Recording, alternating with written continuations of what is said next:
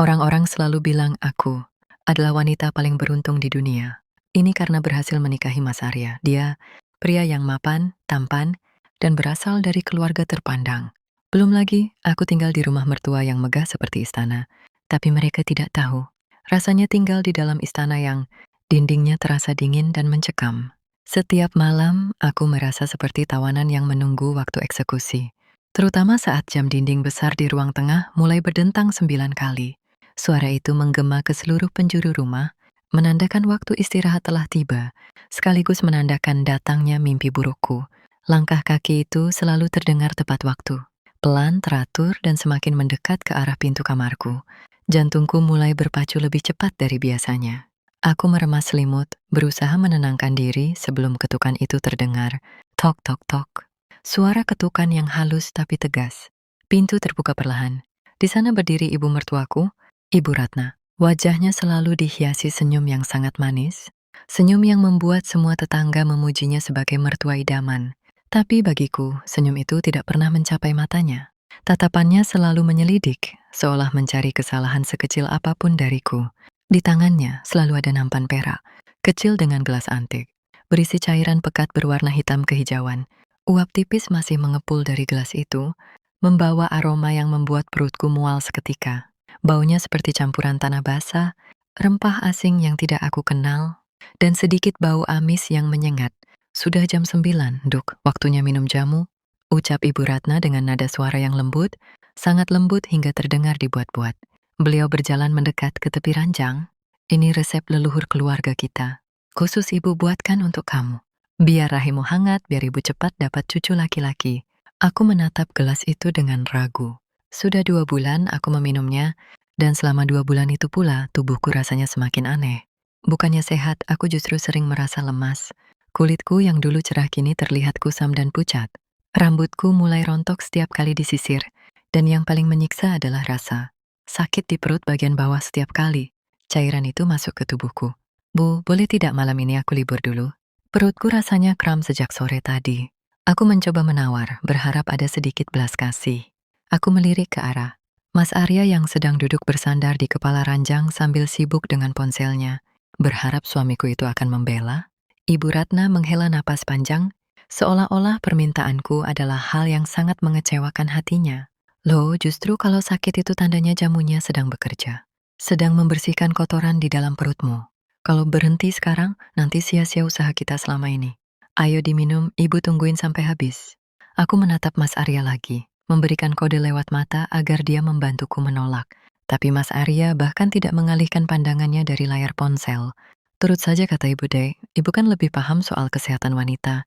Lagian Ibu sudah capek-capek bikin itu tiap malam loh, hargai sedikit usaha Ibu. Jawaban Mas Arya membuat hatiku mencelos. Di rumah ini, titah Ibu adalah hukum yang tidak bisa dibantah, bahkan oleh suamiku sendiri. Kalimat ibu sayang kamu menjadi penjara yang memaksaku untuk patuh. Dengan tangan gemetar, aku mengambil gelas itu. Hangat gelasnya menjalar ke telapak tanganku yang dingin karena keringat dingin. Aku mendekatkan bibir gelas ke mulutku. Aroma amis itu menusuk hidung, membuatku ingin muntah saat itu juga. Aku memejamkan mata. Biasanya, aku akan langsung meneguknya sambil menahan napas agar tidak merasakan pahitnya. Tapi malam ini, rasa curiga di hatiku sudah tidak bisa diredam lagi. Instingku berteriak kencang melarangku menelan cairan itu. Aku memiringkan gelas, membiarkan cairan kental itu masuk ke dalam mulutku. Tapi aku tidak menelannya. Aku menahan cairan itu di rongga mulut, membiarkan pipiku menggembung. Rasanya sungguh menyiksa, pahit, getir, dan panas. Lidahku rasanya seperti terbakar dan mati rasa. Pintar menantuku. Nah, begitu kan bagus. Habiskan sampai tetes terakhir. Ibu Ratna tersenyum puas melihat gelas di tanganku sudah kosong. Beliau mengambil gelas itu dari tanganku, lalu mengusap kepalaku pelan, seperti sedang memuji anak kecil yang penurut. Istirahat yang nyenyak ya. Jangan begadang, biar hormonmu bagus. Setelah mengucapkan itu, beliau berbalik dan berjalan keluar kamar.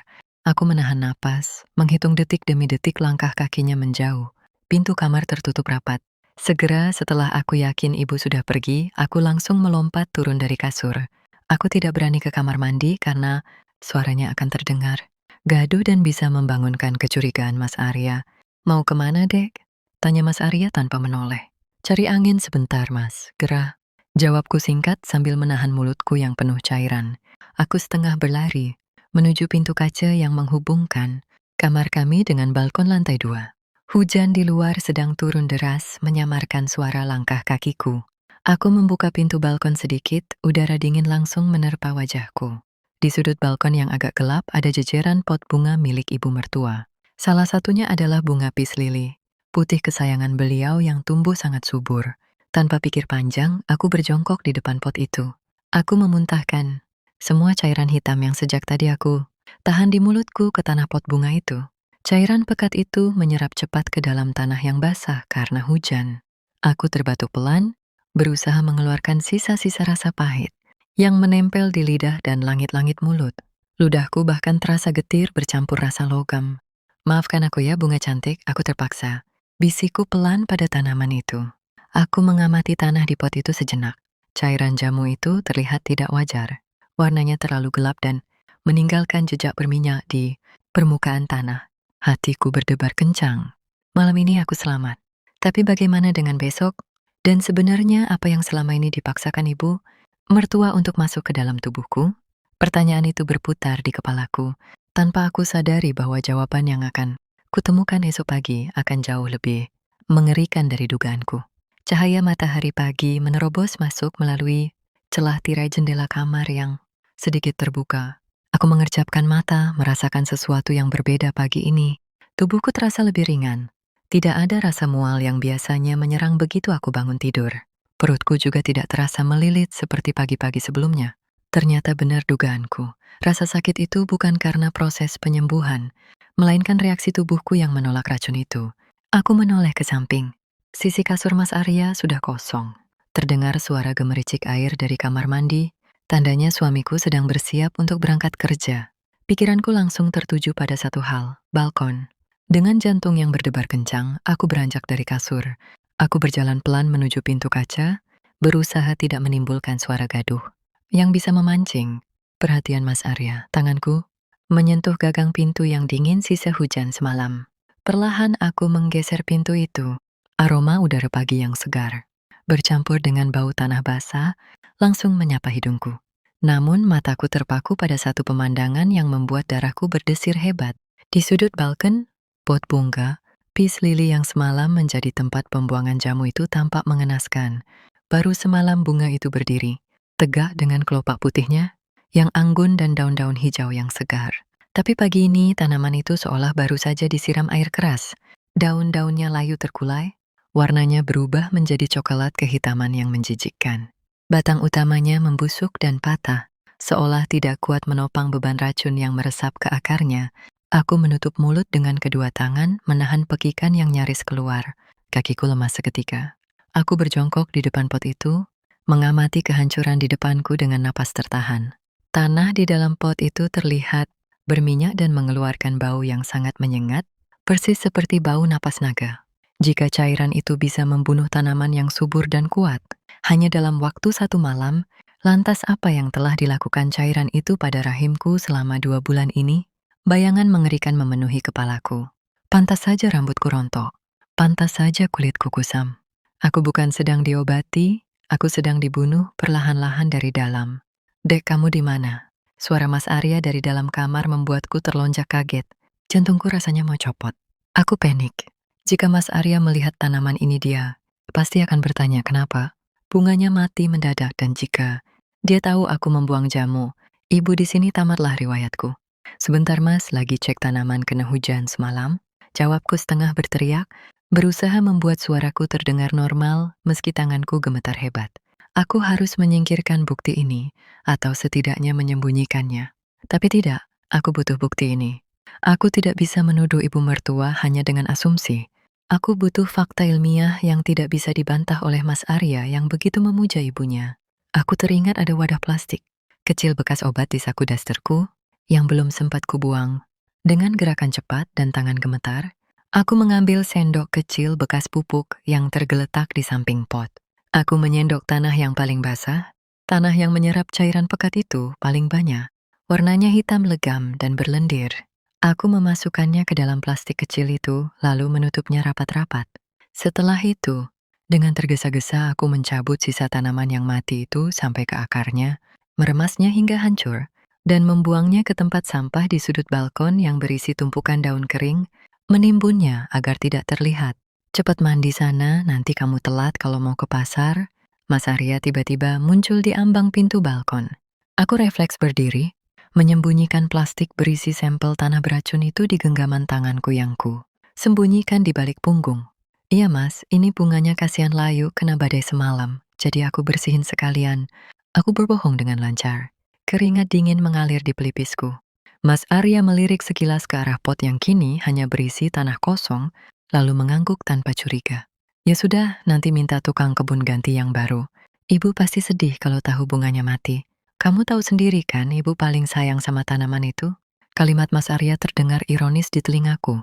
Ibu sayang tanaman, tapi ibu tega meracuni menantunya sendiri. Mas Arya berbalik masuk ke kamar untuk memakai dasi. Aku menghela napas panjang, merasa lega sekaligus ngeri. Aku menatap plastik kecil di genggamanku. Tanah hitam di dalamnya adalah kunci untuk membongkar. Sandiwara, wanita tua yang selama ini kupanggil ibu. Hari ini juga aku harus pergi ke rumah sakit. Bukan untuk berobat, tapi untuk menemui Sarah, teman SMA aku yang bekerja di laboratorium farmasi. Aku harus tahu zat iblis apa yang terkandung di dalam tanah ini. Aku berjalan masuk ke kamar, melewati Mas Arya yang sedang bersiul santai. Dia tidak tahu bahwa istri yang dicium keningnya pagi ini sedang membawa bukti kejahatan ibunya di dalam saku daster. Perang dingin di rumah mewah ini baru saja dimulai. Perjalanan menuju rumah sakit terasa seperti perjalanan terpanjang dalam hidupku. Aku menyetir mobil dengan tangan yang basah oleh keringat dingin. Berkali-kali aku melirik kaca spion, paranoid, takut mobil Mas Arya atau suruhan ibu mertua sedang mengikutiku dari belakang. Alasanku keluar rumah tadi cukup sederhana, belanja bulanan. Ibu Ratna sempat menawarkan diri untuk menemani, tapi aku beralasan ingin sekalian mampir ke salon. Untungnya beliau percaya dan membiarkanku pergi dengan senyum manisnya, yang kini tampak seperti seringai, iblis di ingatanku. Sesampainya di lobi laboratorium, bau antiseptik yang tajam langsung menyergap hidungku. Biasanya aku benci bau rumah sakit, tapi kali ini, bau ini terasa lebih menenangkan daripada aroma dupa dan rempah busuk di kamar. Ibu mertua, Sarah, teman SMA aku yang kini menjabat sebagai kepala analis di lab itu, menyambutku dengan wajah bingung. Dia melihat penampilanku yang kacau, mata bengkak, wajah pucat, dan tangan yang gemetar saat menyerahkan bungkusan plastik kecil berisi tanah hitam itu. Sar, tolong cek ini. Aku mohon, cek secepatnya dan sedetail mungkin, pintaku dengan suara parau. Sarah menerima bungkusan itu dengan kening berkerut. Dia membuka sedikit plastiknya dan mengernyit saat mencium baunya. Ini tanah apa? Baunya kayak bahan kimia keras dicampur jamu tradisional. Kamu dapat dari mana? Tanya Sarah sambil memakai sarung tangan lateksnya. Nanti aku jelaskan. Tolong Sar, hidup matiku ada di tanah itu. Melihat keseriusan di mataku, Sarah tidak banyak bertanya lagi. Dia mengangguk tegas dan langsung membawa sampel itu masuk ke ruang analisis tertutup. Waktu menunggu terasa menyiksa. Aku duduk di kursi, tunggu lorong yang dingin, meremas-remas ujung bajuku. Setiap menit terasa seperti 1 jam, pikiranku melayang ke rumah. Ke wajah Mas Arya yang polos, ke wajah Ibu Ratna yang penuh kepalsuan. Apakah suamiku tahu? Apakah dia bersekongkol dengan ibunya untuk menyingkirkanku? Pertanyaan itu membuat dadaku sesak. 1 jam kemudian pintu ruang lab terbuka. Sarah keluar, tapi ada yang berbeda dari wajahnya. Wajah cerianya tadi hilang, berganti dengan ekspresi tegang dan ketakutan. Dia memegang selembar kertas hasil lab dengan cengkeraman yang kuat.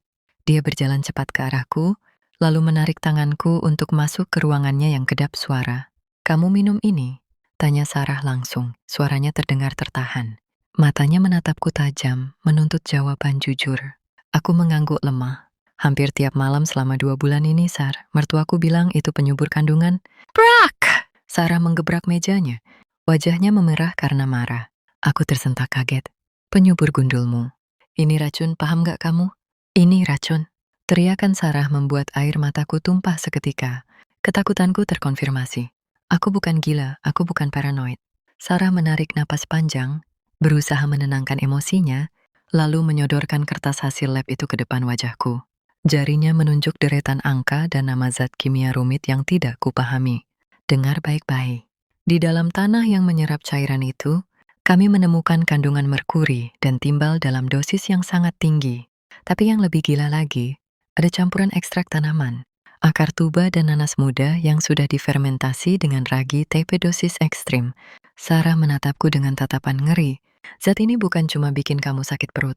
Ini adalah meramuan peluntur janin tradisional yang biasa dipakai dukun beranak zaman dulu, tapi dicampur dengan logam berat. Efeknya bukan cuma menggugurkan kalau kamu hamil, tapi mengeringkan rahim kamu secara permanen. Kalau kamu terus minum ini sebulan lagi, kamu bakal mandul total seumur hidup, bahkan bisa kena gagal ginjal. Duniaku runtuh saat itu juga. Lututku lemas. Aku merosot di kursi, menutup wajah dengan kedua tangan. Isak tangisku pecah memenuhi ruangan itu. Mandul. Itu tujuannya. Ibu Ratna tidak ingin membunuhku secara fisik. Beliau ingin membunuh masa depanku. Beliau ingin membunuh harapanku menjadi seorang ibu. Kenapa? Kenapa ibu tega? Aku salah apa? Ratapku disela tangis. Sarah bangkit dari kursinya dan memelukku erat. Dia membiarkan aku menangis sampai suaraku habis. Kamu harus lapor polisi. Ini percobaan pembunuhan berencana. Kita punya buktinya, bisik Sarah tegas di telingaku. Aku menghapus air mataku kasar. Rasa sedih itu perlahan berubah menjadi sesuatu yang lain. Sesuatu yang panas dan membakar di dadaku. Amarah. Tata, polisi terlalu mudah untuk mereka. Kalau aku lapor polisi, Mas Arya pasti akan membela ibunya mati-matian, menyewa pengacara mahal, dan bilang kalau ibunya sudah tua dan pikun, salah meracik jamu. Aku menggeleng pelan, menatap Sarah dengan tatapan yang kini berubah dingin. Jangan polisi, Sar, aku butuh hasil lab ini. Tolong stempel resmi dan tanda tangani. Buat rangkap 2. Sarah menatapku bingung. Kamu mau ngapain? Kamu nggak berencana balik ke rumah neraka itu kan? Aku berdiri, mengambil kertas hasil lab itu dan melipatnya rapi ke dalam tasku. Aku akan pulang. Malam ini jam 9, jadwal minum jamu itu tiba. Aku akan pastikan bukan aku yang meminumnya malam ini. Aku ingin lihat bagaimana wajah ibu kalau dia tahu rahasia. Dapurnya sudah terbongkar di depan anak, kesayangannya sendiri. Aku berpamitan pada Sarah. Saat berjalan keluar dari rumah sakit, aku bukan lagi menantu penurut yang bodoh. Aku adalah wanita yang membawa vonis kematian bagi kemunafikan ibu mertuaku. Tunggu aku, Bu. Malam ini sandiwaranya selesai. Jam dinding menunjukkan pukul 8:50. 10 menit lagi menuju waktu keramat itu. Aku duduk di tepi ranjang dengan punggung tegak, mataku menatap lurus ke pintu kamar. Di tanganku, kertas hasil laboratorium itu sudah kuremas sedikit karena menahan amarah, tetapi kemudian kuluruskan kembali. Bukti ini harus terlihat sempurna. Mas Arya baru saja selesai mandi. Dia duduk di meja kerjanya, menyalakan laptop, sama sekali tidak menyadari badai yang sedang menunggu untuk meledak di ruangan ini. Kamu kenapa sih, Dek? Tegang banget dari tadi. Mikirin belanjaan tadi kemahalan ya? Tanya Mas Arya tanpa menoleh. Suaranya santai, suara seorang suami yang merasa hidupnya sempurna. Enggak kok, Mas. Aku cuma lagi nunggu ibu. Kangen sama jamu buatan ibu. Jawabku datar. Sangat datar hingga Mas Arya akhirnya menoleh dengan kening berkerut. Tumben, biasanya kamu mengeluh pahit. Aku tidak menjawab. Mataku tertuju pada jarum jam yang bergeser perlahan. Jam 9 tepat. Dan seperti sudah diatur oleh skenario film horor, suara ketukan itu terdengar. Tok, tok, tok. Pintu terbuka. Ibu Ratna masuk dengan senyum khasnya. Nampan perak itu ada di tangannya. Uap dari gelas antik itu mengepul, membawa aroma kematian yang kini sudah sangat kuhafal. Malam sayang. Wah, menantu ibu sudah siap ternyata. Bagus, semangat begini ibu jadi senang. Ibu Ratna berjalan mendekat. Langkahnya ringan. Dia tidak tahu bahwa malam ini dia sedang berjalan menuju kehancurannya sendiri. Ini, mumpung masih hangat, tadi ibu tambahkan sedikit madu biar nggak terlalu pahit. Beliau menyodorkan gelas itu padaku. Aku berdiri perlahan. Aku menerima gelas itu. Berat, hangat, dan mematikan. Aku menatap cairan hitam di dalamnya, lalu menatap wajah Ibu Ratna lekat-lekat. Bu, sebelum aku minum ini, boleh aku tanya satu hal? Ibu Ratna tampak bingung dengan tatapanku yang tajam, tapi dia tetap mempertahankan senyum palsunya. Tanya apa, Ndu? Ibu ingin cucu laki-laki atau perempuan? Tanyaku pelan. Mas Arya menghentikan ketikannya dan menoleh, tertarik dengan pembicaraan kami. Ya, apa saja boleh, yang penting sehat. Kenapa tanya begitu? Aku tersenyum miring, senyum yang membuat wajah Ibu Ratna perlahan berubah kaku. Kalau ibu ingin cucu yang sehat, kenapa ibu memberiku racun tikus dan peluntur kandungan setiap malam? Hening. Suasana kamar itu seketika mati. Hanya ada suara dengungan AC yang terdengar. Ibu Ratna mematung, wajahnya yang tadinya ramah berubah pucat pasi dalam hitungan detik. Matanya bergerak gelisah. Maksud kamu apa? Kamu jangan sembarangan bicara ya. Ibu sudah capek-capek bikin jamu. Cukup, Bu. Teriakanku memecah keheningan. Mas Arya terlonjak kaget dari kursinya. Dek, kamu apa-apaan, bentak ibu. Mas Arya berdiri, berjalan cepat ke arah kami dengan wajah marah. Dia siap membela ibunya, seperti biasa. Mas, baca ini. Aku melempar kertas hasil laboratorium itu tepat ke dada. Mas Arya, kertas itu jatuh ke lantai. Mas Arya menatapku bingung lalu memungut kertas itu. Baca Mas, baca yang keras biar ibumu dengar. Itu hasil analisis dari cairan yang ibu paksa aku minum tiap malam. Baca bagian yang dilingkari merah. Mas Arya membaca kertas itu. Awalnya matanya menyipit bingung, tapi perlahan matanya membelalak lebar. Mulutnya terbuka sedikit, napasnya mulai tidak beraturan. Tangannya gemetar memegang kertas itu. Merkuri, timbal, akar tuba, pengering rahim, gagal ginjal.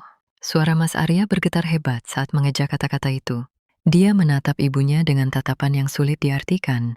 Campuran antara rasa tidak percaya, jijik, dan horor. Bu, ini apa Bu? Tanya Mas Arya lirih. Suaranya pecah. Ibu Ratna mundur selangkah. Tangannya gemetar. Topeng Ibu Peri itu hancur berkeping-keping. Itu bohong. Istrimu pasti memasukkan itu. Dia itu nggak mau punya anak Arya. Dia yang mandul, makanya dia fitnah ibu. Ibu Ratna berteriak histeris, menunjuk wajahku dengan telunjuknya yang keriput. Bohong? Tanyaku dingin. Aku mengangkat gelas jamu yang masih ada di tanganku. Kalau ini bohong, kalau ini benar-benar jamu penyubur yang sehat, silahkan ibu minum sekarang. Habiskan di depan kami. Aku menyodorkan gelas itu ke depan wajah Ibu Ratna. Ayo Bu, katanya ada madunya. Pasti enak kan, minum. Tangan Ibu Ratna menepis gelas itu dengan kasar. Prang! Gelas antik itu pecah berkeping-keping di lantai. Cairan hitam pikat itu muncrat kemana-mana, mengotori lantai marmer putih, meninggalkan noda yang mendesis dan berbau busuk. Reaksi ibu menjawab semuanya. Mas Arya jatuh terduduk di tepi kasur. Dia menatap noda hitam di lantai itu, lalu menatap ibunya yang kini menangis meraung-raung. Bukan tangisan sedih, tapi tangisan orang yang ketahuan belangnya. Kenapa Bu? Kenapa ibu lakuin ini ke istriku? Ke calon cucu ibu. Tanya Mas Arya, air mata menetes dari sudut matanya. Ibu Ratna menatap Mas Arya dengan tatapan nyalang, penuh kebencian yang selama ini disembunyikan. Karena dia tidak pantas buat kamu, Arya. Dia orang miskin. Dia nggak selevel sama keluarga kita. Ibu sudah siapin Sheila, anak teman ibu, dia lebih kaya, lebih cantik. Kalau istrimu ini mandul, kamu bisa ceraikan dia dengan alasan yang sah. Ibu lakuin ini demi masa depan kamu. Pengakuan itu meluncur begitu saja. Menyakitkan, tapi melegakan. Ya akhirnya kebenaran itu terungkap. Mas Arya bangkit berdiri. Wajahnya merah padam. Urat-urat di lehernya menonjol. Aku belum pernah melihat suamiku semarah ini seumur hidupku. Keluar, ucap Mas Arya pelan. Arya, ibu cuma mau keluar dari kamar kami. Teriakan Mas Arya menggema ke seluruh rumah, membuat Ibu Ratna terlonjak kaget. Wanita tua itu tidak pernah disewot anak emasnya. Dengan wajah ketakutan dan malu, dia berbalik dan lari keluar kamar. Mas Arya membanting pintu kamar hingga tertutup rapat, lalu menguncinya. Dia berbalik menatapku. Tubuhnya merosot ke lantai, bersandar pada pintu. Dia menangis sesenggukan seperti anak kecil. Maafin aku, Dek. Maafin aku yang buta selama ini. Ya Allah, aku hampir membunuh istriku sendiri. Aku berjalan mendekat, berlutut di hadapannya. Aku tidak memeluknya. Aku hanya menatapnya datar. Rasa sakit hatiku belum sembuh, tapi setidaknya malam ini aku selamat. Dan malam ini suamiku akhirnya tahu siapa wanita yang melahirkannya. Besok pagi kita pindah. Kita tinggalkan rumah gila ini. Ucapku tegas. Mas Arya mengangguk cepat di sela tangisnya, menggenggam tanganku erat seolah takut aku akan hilang. Malam itu kami tidak tidur. Kami mengemasi barang-barang kami dalam diam. Di luar hujan kembali turun deras, seolah alam sedang mencuci bersih dosa-dosa yang tertinggal di rumah mewah ini. Aku meninggalkan pot bunga yang mati di balkon itu sebagai saksi bisu bahwa kasih sayang mertua kadang bisa lebih mematikan daripada racun paling berbisa sekalipun.